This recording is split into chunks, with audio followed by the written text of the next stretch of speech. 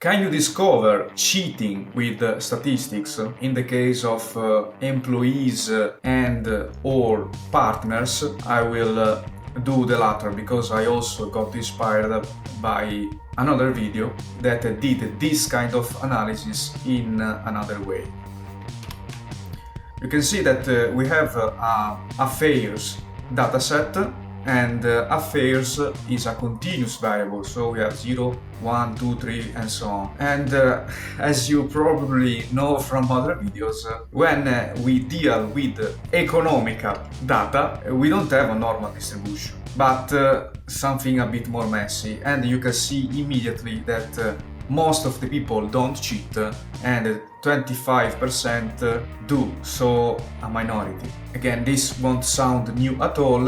When we want to predict a rare event like this, we will have more difficulties. You see that age more or less has a left normal distribution, while affairs an exponentially negative, we can call it. We can go to see the correlation, and here I think you will see nothing new at all, and we see that the more the religiousness and the less the numbers of affairs. And the same is for the rating of the marriage. The more satisfying the marriage, the less the affairs. And the last not surprising news at all, the more time people spend in a marriage, the more likely the number of affairs, because apparently they get bored with certain activities of the marriage. If we do another check for correlations using Bayesian correlations, that basically I say they are more rigorous because they allow us to do more checks, we basically confirm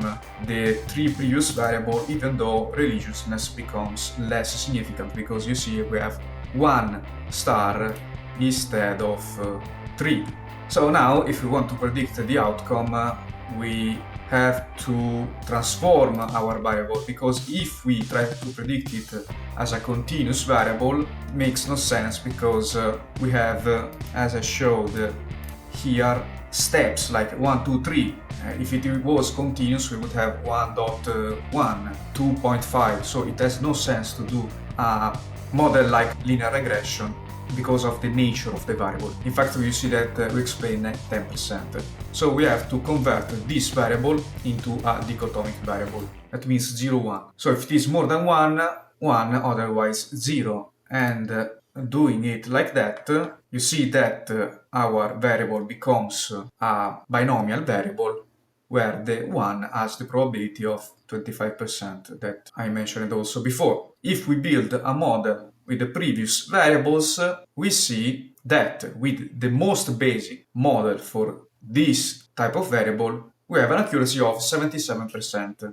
Now, the video that inspired this video used an overkill model, that is the extreme gradient boosting. And in other videos, I also said that it doesn't have much sense to go immediately to the most advanced model to predict a variable. First, you start with a model that explains, that is a logistic regression, and then you move to the so-called prediction models. And you see that with the most basic model, I explained more. But you don't have to focus just on the value of accuracy. Again, you can't take a single KPI to decide your satisfaction. You have to see the accuracy on the value that interests us, that is cheating, that is codified as 1, as also showed here. And you see, not surprisingly, because of this kind of model, this case has an extremely poor accuracy, that is 20%. Basically, if you flip a coin, it's better. Why do we have such kind of accuracy for the case that interests us? It is because, again, we have a minority case, and the logistic model, when you have 50-50 cases, it doesn't perform well. For this reason, I also used a random forest, that is a prediction model. In fact, it belongs to machine learning, that deals better with the so-called imbalanced classes, and we can see the accuracy goes a bit higher, not in a statistical way, I would say, and also the case that interests us, that is the 1. So from 18% to 21 in the test set. Of course, you could say here it is evaluated on the test set and not on the whole data set. So it is the actual result to take into consideration. Yes, but again, the result is not satisfactory. Why? Because, once again, we have not balanced classes inside our target variable, and because we have just a bunch of variables. And the rating already tells much of the numbers of affairs. So you could consider this dataset as yet another case of internal data. So few columns, and some don't really tell you much about your target variable. And of course, the same applies for employees that cheat. You can't just have as a dataset the logged hours on their workstation. You need something more. And generally, that something more is more expensive to acquire, also in terms of legal costs. As a conclusion, in this video, you bring home two lessons that return also in other videos. The first one is that you can't focus on just one measure of performance. And the second one is that in order to have meaningful results, you have to collect more columns or variables in order to explain your variable of interest.